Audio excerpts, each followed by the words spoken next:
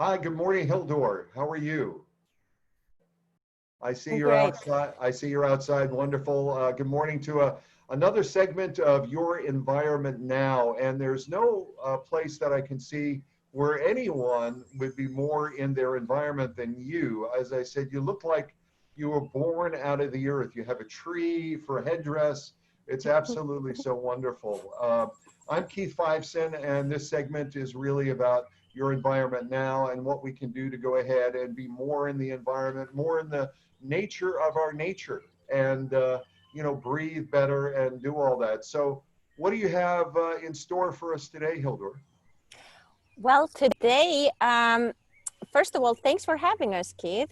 Thanks for having me here and introducing me to John Halpern, your friend who is now my friend, and is bringing his friends along. And that's how we grow bigger as a movement in terms of reestablishing an ecologic self.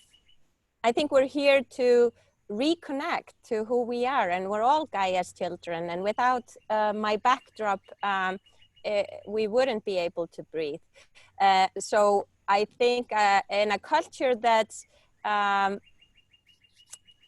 lost, I feel like we really need to get together and come up with new ways to communicate, and I'm equally interested in listening as speaking. I feel like I've been speaking a lot on this show, so I've given this show over to John Halpern, who I want to hear because I was impressed when I started researching his decades of work really in connecting two citizens in an interactive art form and sculpture that includes the citizens, just connecting to people on the street. How do we get people to care? Why should anybody rewild, for example? I'm part of this movement of Rewild Long Island.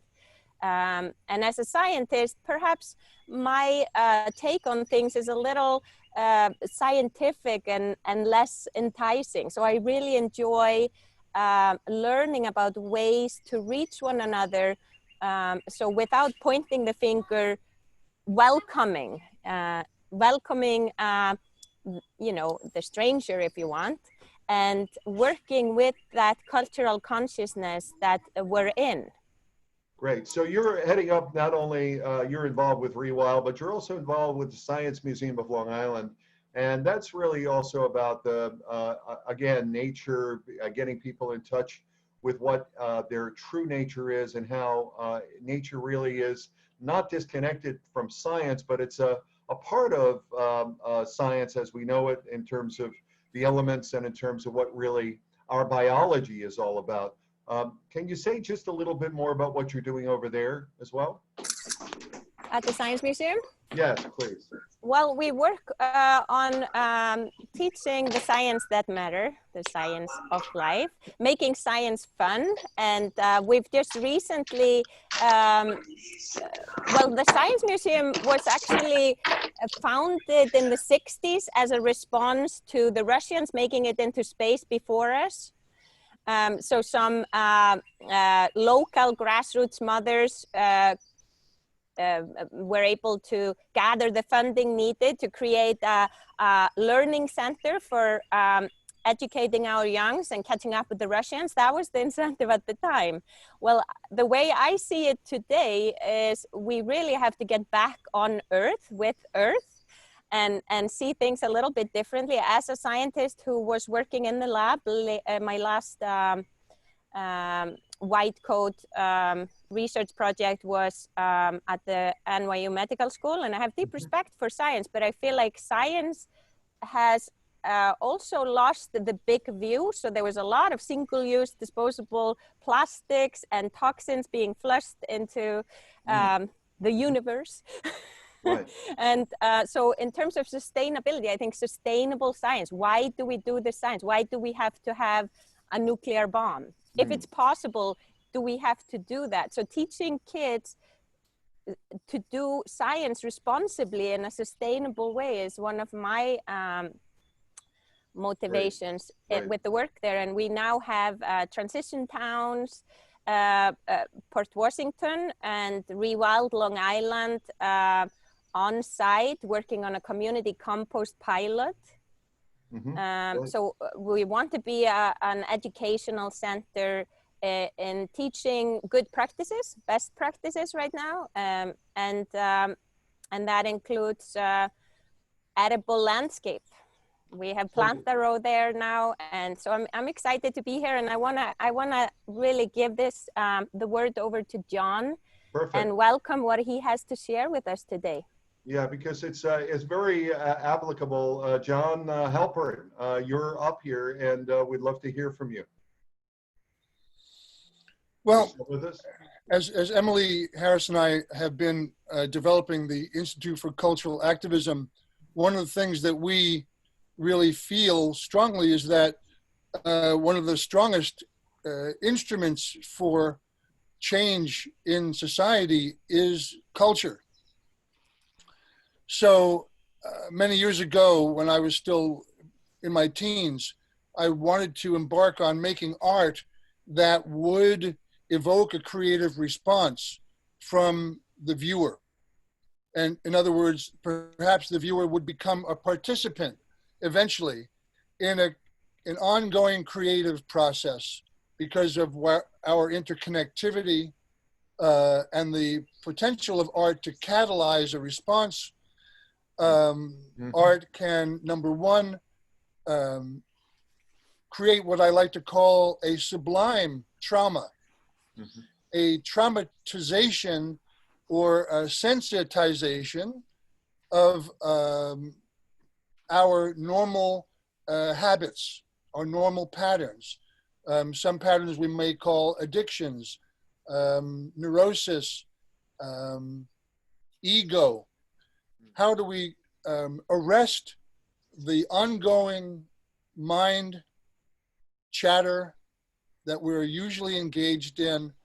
And art can stun that process temporarily, just like being in nature can be a breathtaking, non-conceptual experience that's totally physically immersive, where the body actually appreciates in a physically sensitive and intelligent way that experience of the here and now.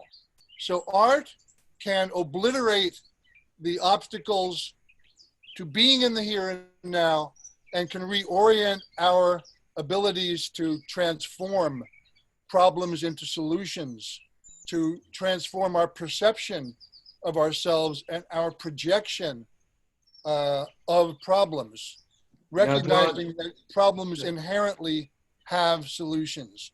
So I would like to show you some examples of this work over the past 30 or 40 years in a 10-minute video, if you permit me. Oh, good, John. I was going to ask you that because what you're talking about is there's a lot to take in there. And certainly the experience of being transformed, if you will, is you know, a personal experience. So your video that we're going to see now, you're able to bring that up on the screen, John? Are you able to bring that up? Yes, and hopefully with the hotspot. Right. Oh, well, there you go. Hopefully with the hotspot. But please not lose heart. We're doing our best. I'm going to screen share now. I need to be able to screen share, Keith, so please give me access. Yeah. It's telling me that the host disabled at 10D screen sharing. Okay, so go ahead. I think you should be able to do that right now. There we go. So let's go, just a moment. I'm gonna come back to my QuickTime movie. And I'm gonna attempt to screen share this movie. Great. Where's my Zoom?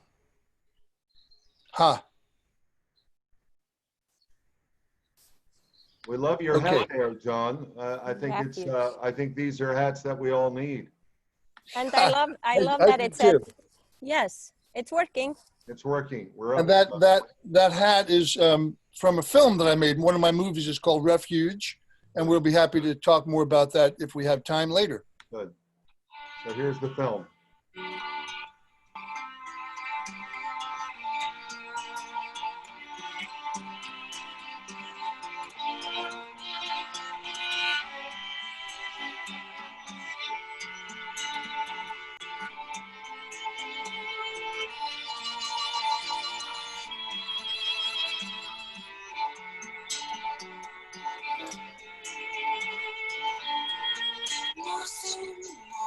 Climbing on top of bridges, is that a sculpture? Their attitude is that the sculpture involves standing atop the bridges and setting off their smoke bombs, waving the flags, and flashing the mirrors. That's art. It's a violent society. Police call it illegal. As Vic Miles and Dave Monzi's report. We're going to stop on the Fiveson Bridge at 9 o'clock. Everyone starts climbing at 9 o'clock. We'll get At 6:30 in the morning in a Delancey Street loft, a last-minute briefing of a half-dozen commando artists. Their mission, assault on the major bridges of New York. Uniform, bright-colored jumpsuits under safety harnesses, tools, flags, mirrors, smoke bombs, targets. The Verrazano, George Washington, Triborough, Brooklyn, Manhattan, and Williamsburg bridges. Dressed head to foot in a bright purple jumpsuit, John Franco Montañez scampered up the cables of the George Washington Bridge, stopping briefly only to take pictures of us, taking pictures of him. Dave, down here at the Williamsburg Bridge, you can color the climber green. He's Anthony Sapp, a sculptor from Florida who's been flown in specially for today's operation. In a way, what we're doing is we're making a statement about the frequency of terrorist activity nowadays, but trying to do it in a non-violent, beautiful way. My color was green, starting at the Verrazano Narrows. We had red, yellow, orange, green, blue, and violet all the way around the island. Colorful lines. Was it worth it, John Franco? Yeah. And I hope people will understand that it's like an embrace. We have to keep going. 7 people around here embracing New York. Thank you. That's it.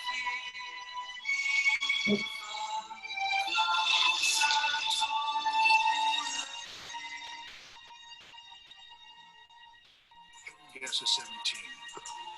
The shop first opened in 1992 with Changing Money, a public interaction where 10,000 Swiss francs were stamped with the logo that appears on the screen and recirculated into the economy, courtesy of the restaurant across the street from the new consume shop.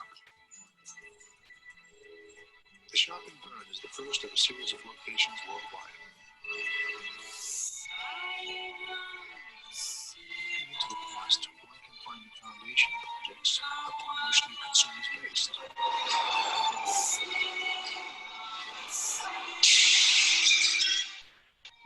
In Innsbruck gibt es zurzeit ungewöhnliche Skulpturen zu sehen. Gummiskulpturen von Fischli und Weiß in der Taxis-Galerie, Videoskulpturen im Ferdinandeum und kürzlich gab es in der Innsbrucker Kunsthalle eine Ausstellung, die sich Smoke Sculptures, also Rauchskulpturen nannte. Wichtigster Bestandteil der Smoke Sculpture. John, I thought you had that planned video from the car, from the truck. Or I thought you were playing that. This is a different video. I'm sorry?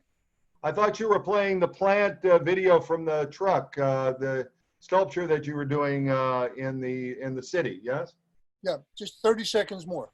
Ah, okay, go ahead. John Halpern, der Rauch, eine Möglichkeit, das Prinzip des Can you hear the sound? Yeah, the quality's not that good, John, but it's fine. I think it's still a representative of your avant-garde work.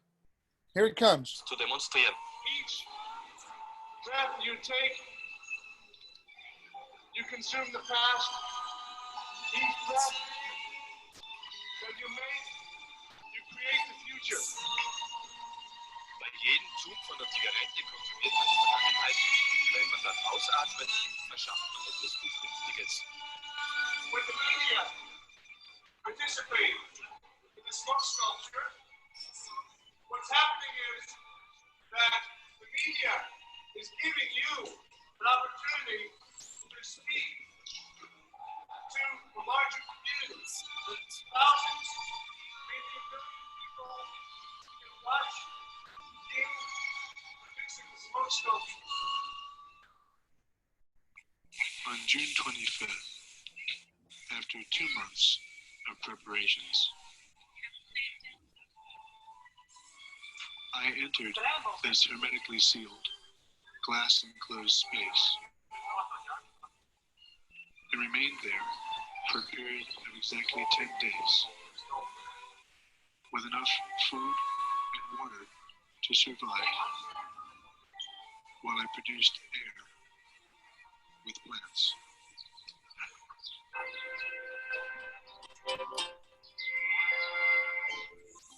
Due to mass Hello.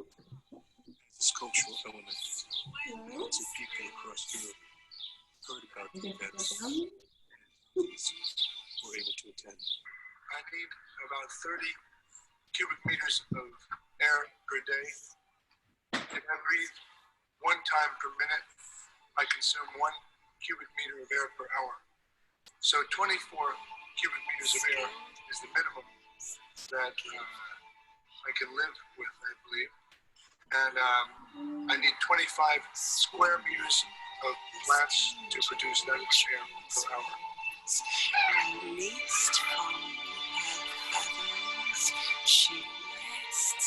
Well, it seems your very breath could be a work of art, or at least part of it. Newsport's Connie Collins reports on an artist who thinks you should participate, not just appreciate. It's wonderful. Just like being in the woods. Very nostalgic. It reminds me of the garden. It reminded me of being in the rainforest. Spray, they should pump some into the city. What a difference a little fresh air can make, especially when you consider that New York City has halitosis, bad breath, bad air that looks like this, according to artist John DiLeva-Halpern. The reason for his most recent breathtaking sculpture entitled, What Else? Breath Sculpture. That's a depiction of fresh air? It is fresh air, yeah. It is fresh air. I could use the fresh air. It's simple. You exhale carbon dioxide, the plants inside the glass take it in and give you back, well, Yes, easily. It's a nice change from what's out here today.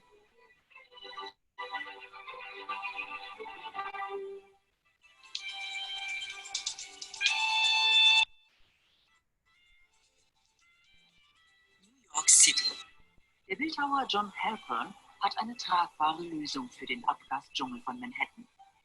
Ein Beutel mit grünen Pflanzen wandelt ausgeatmete Luft in frischen Pflanzensauerstoff. Atemskulpturen nennt John DiLeva-Halpern seine Arbeiten.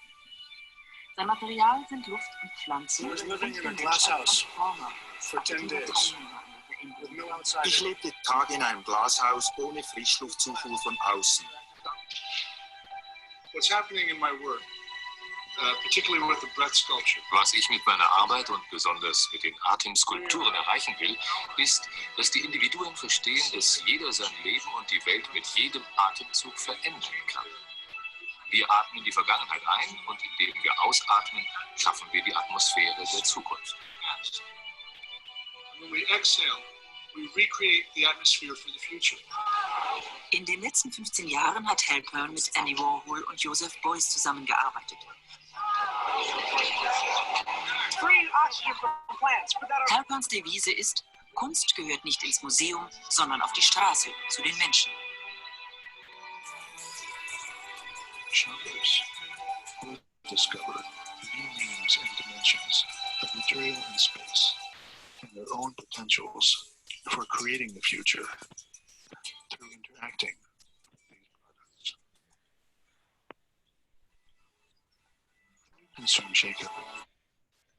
So, friends, this video goes on for 2 or 3 more minutes, and I'm very happy to share the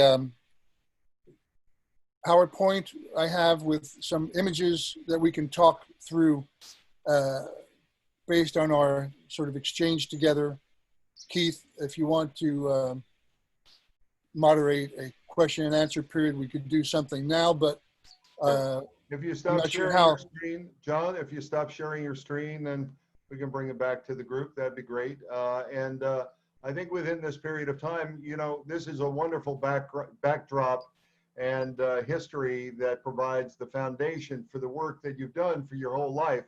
I mean, you certainly, you know, whether or not it's being talking about people living in glass houses, you've done that literally.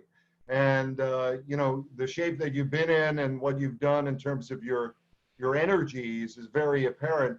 What now, given your, given the movement of cultural activism, I guess, what now can people do to get involved and maybe people have specific questions about that, John. And why don't we open that up to you as a general question, but also to the audience that's here.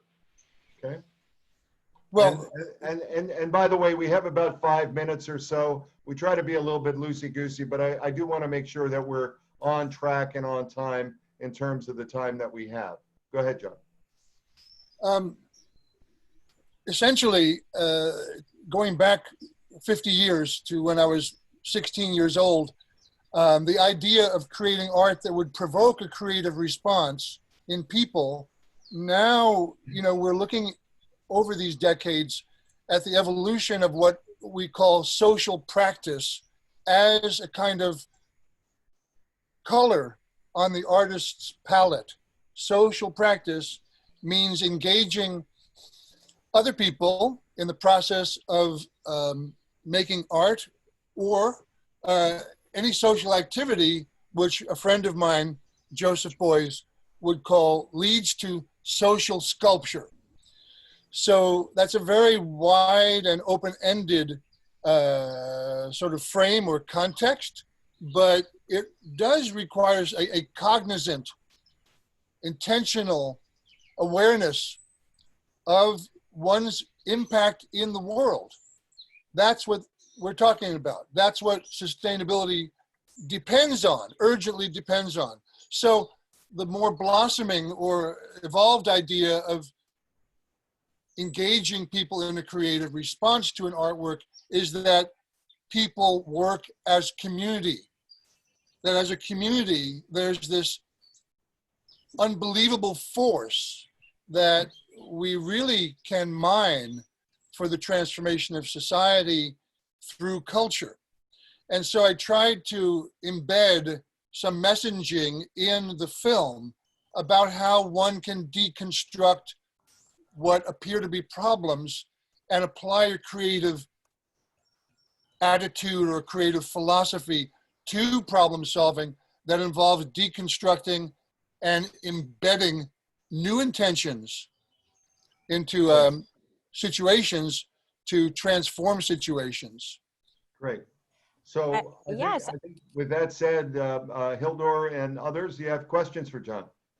Yes, I'm really interested in the interactive and sort of shocking projects that you have done, like the smoke and breath and the direct connection you make to where your breath comes from, because it seems like many think that they're breathing by themselves on their own. In the way we're we're deforesting the planet much faster than we're reforesting. I think at the rate of twice as fast as we're replenishing. And you can't reconstruct the rainforest. It's a multi-layered ecosystem that we can't simply go in and say, yeah, I'm going to plant, I'm going to go plant the rainforest. We don't do that in short time. So how do we go from this short time, quick fix type of mentality into a more a broad view in terms of time for humans to understand deep time, even deep ecology? And it's very interesting to me how you're making direct connections with your work. And I like the one where you had like a plant in a sort of a construct, breathing with the plant through that construct. Yeah. I'm very curious about the work that reconnects, Joanna Macy's work, that really leaves open questions as well in terms of not knowing the answers. So I'm just curious how you work with uncertainty and how to sculpt the consciousness going from the fast food quick fix into a long-term type of care. Yeah, what's the next project, John? How do we do that? I think we got you frozen there. I froze him in time. Yeah, frozen. Going back to the future now. Yeah. Yes, Emily, we can hear you. So if you wanna come and join the conversation, just unmute yourself, and sort of the later half we'd like to be more interactive. Yeah. Okay. Well, John, I think that you are frozen in time, and perhaps Emily, I know that you can't speak for John, but certainly you're not far from where he is, I'm sure. You have any percent? Right. Yeah. Somehow I have a better connection just a few hundred yards away. Right. Well, we're working on a couple of projects with the Institute for Cultural Activism. And this is trying to empower people and to create their own solutions. And John has this kind of, through meditation practices and through different creative practices of going to the source and really opening up possibilities. And so with the Institute for Cultural Activism, we're creating a website that is a project of the New York Foundation for the Arts. They're fiscal sponsoring us to try to, we're going to start interviewing cultural activists and having live Zoom interviews like what you're doing now. People like Ai Weiwei, the Yes Men. I'm not sure if you all are familiar with them, but some pretty high profile people. And then on the other side of it, or another branch of the Institute, John is going to be leading different courses for cultural activism that include meditation, some of these contemplative practices, and how Hildur was talking about rewilding. I think that is a word that really resonates with some of the things that John is planning and has already been doing too. Fantastic, because Hildur and the group are very much involved with reforesting, rewilding, areas that can be rewild for not only sustainability, but for a better ecology. I think what you're doing is, and what the cultural activism movement is all about, is very much more of an experience that hits you, as John said, in a real cognitive way. We had a question which was for John, and I know I'm not sure what's happened with him, but it looks like he might have rejoined. Oh, okay. I don't see him up here. Let's see, John. Oh, there you are. You're back again. Can you hear it? Okay. So the question for you, John, was how do you mitigate cognitive dissonance, which comes out of one's awareness to their interconnection with nature and our environment? I think it has to be very real, Keith. Mm-hmm. I think, and as we've learned in life, sometimes tragedy, loss, grief, suffering leads to the kind of awakening into the here and now, and the awareness of the consequences of our actions and the effect they have not only on our personal lives, but on our social lives and on our environmental lives. So I think the function of art can awaken through sublime trauma, avoiding radical, violent trauma, rather integrating sublime trauma. For example, like meditation is a sublime trauma experience. Doing a mantra, intervenes with the normal habits of the body. Taking a medicine can also stabilize the body in a certain state or vibration or sensation.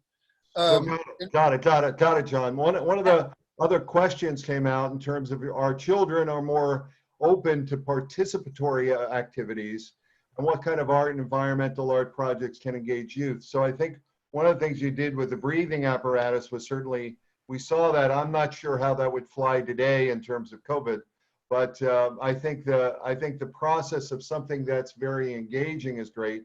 And from that viewpoint, I think these projects and this kind of requirement or the kind of work you've done is so much in need today. And I'm just wondering what your thought was there. That question came from Paul. Well, Paul, and thank you, Keith. Emily Harris is also with me, and we're co-creating the Institute for Cultural Activism International, which will also not only create interventions of the kind that I'm speaking of, but also an educational branch for young people as well as older people who want to learn these sort of techniques, methods, etc. So that both of these projects, the educational branch and the sort of activism branch, are sponsored by the New York Foundation for the Arts and an organization called WeEndeavor.org. So we are just in the process right now of launching these two nonprofit activities. So yeah, the first thing that we're doing is we're going to interview rather outstanding and renowned cultural activists, Keith, much in the format that you folks have embodied here on this Zoom structure. So we'll have live, engaged conversations with cultural activists around the world. Emily briefed us. Emily briefed us while you were gone. Oh, so she thank gave you. us a full briefing while you were gone. She did you well, John. She did you well. Well, I'm doing her well too, I hope, too, Well, unfortunately, John, oh my God, unfortunately, we are coming towards the end. We're actually out of time. One second. You have to stay where you are because I've got this great photo. Maybe we could mute Rebecca Miller, Keith. Yeah, there, she's on mute now. Wonderful. I wanted to just touch on this in terms of interactive sculptures. We can't be in the same space right now, but we can create art together regardless, as we so in sort of a time touchstone way. I'm thinking of like an interactive sculpture in my town that would be where children would leave something in a mandala type of like on a green lawn, sustainable things that you can leave knowing it's not gonna, it may even be, that's what we're doing at Rewild. We're actually doing something with the earth. So bringing native plants back, we can't really be hurting, we're only helping. So Rewild was born out of just a group of activists getting together at the library, really born out of frustration, I guess, because we felt we had this common frustration with the toxic lawn that really is a simple, what do you call it? Like a status thing out here. And then we were like, what can we do where we arrive to the whatever it is and leave it better than when we found it? So like a total shift in consciousness. Instead of coming and taking, we actually want to come and give. So I think something, supporting sculptures like that, where we're leaving it better than when we found it. Well, one of the services, if you will, that we'd like to provide are the tools for deconstructing what appear to be problems. And this has to be very site-specific or situation-specific to be able to really detail in a very total and efficient way what all the components are. And one of the components in your circumstances, and maybe for many of us, is the experience of frustration. So frustration as an element can be transformed because the hidden magic of frustration is patience. Yes, and Joanna Macy talks about it's not good to come to work with a sort of frustrated mind. We should come to our work with love, with loving life and wanting to, and the pleasure of doing good, not getting stuck in negativity, but really coming with an active hope towards making things better. But it's because we care, because we love life. Each of our individual circumstances are wrought or laden with very personal conditions that cause us to respond in very different ways. But nevertheless, whatever the inner friction is, whatever is the friction inside of us is like that grain of sand in a pearl. The pearl becomes a grain, the pearl grows from a grain of sand in the organism of the oyster. And so that oyster is is our experience. We can use that inner friction to really cultivate a new response, an unexpected, unknown response. And we have to learn to be patient and, in a sense, to embrace and love the unknown. Because if we can get used to the unknown, then any situation that appears, we can relate to in a more creative way. I love that. That's great, John. I think that that's like a prayer. It's a wonderful, wonderful prayer to leave us with. Well, the hits keep on coming, baby.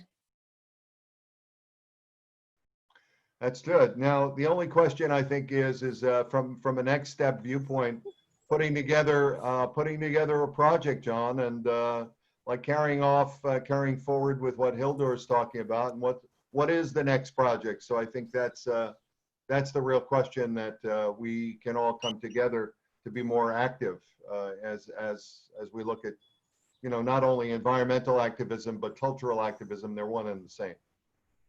Well, everybody here brings a certain magic to the situation, and that collective magic is brewing right now during this Zoom. So I suggest that we use the setup, the system here, the circumstances to really maximize and mine, you know, the creative potential, and apply that to all these circumstances, these problems that we want to systematically deal with. So let's continue. Yes, and the beauty of our times is social justice, environmental justice, where we have these worlds coming to join and be one. It's one and the same. So there's really no separation between art and science. And that's sort of like, we know the STEM-based technologies and STEAM, where you add art in. It's really just a signal that I think our minds, our human minds, are ready to bring it all together and come up with creative, sustainable solutions for the future. We all have training. We all have the training. And thanks to Samantha Harvey for putting in a link there with a strategic framework for just transition. You can see it in your chat window. For those who are interested, please click the link. And Hildur and John, especially, thank you very much for taking the time to be here and provide the message. And I know, Hildur, this is just a part of the bigger effort that you have as you start to take a look at your work, not only with the Science Museum, but with Rewild, and also through your meditation practice and the work that you're doing over at Soul Center, as well as some of the articles that you've published in the Long Island Press. I think they're absolutely wonderful. So thank you for that. Thank you, Keith. I wanted to ask John, what's the best way to reach you? If someone on this call would like to grow in communication, we could create an email list amongst us here on the call. All good things start small. We plant the seed, and then the seed grows and it becomes something. So if we as a collective would like to unite in dialogue or conversation, what's the best way to reach you? So I think Emily could perhaps type in our Cultural Activism Institute Gmail account, you know, so everyone can respond to that. And we ask you, please be creative, suggest to us speakers that you feel we would be able to invite as cultural activists. We're very open to your definition of cultural activism. We do rely on contributions to, you know, motivate, to energize, and to continue our work. So if you allow us to send you emails and update you about our work, we'd be very, very grateful and excited to be in touch.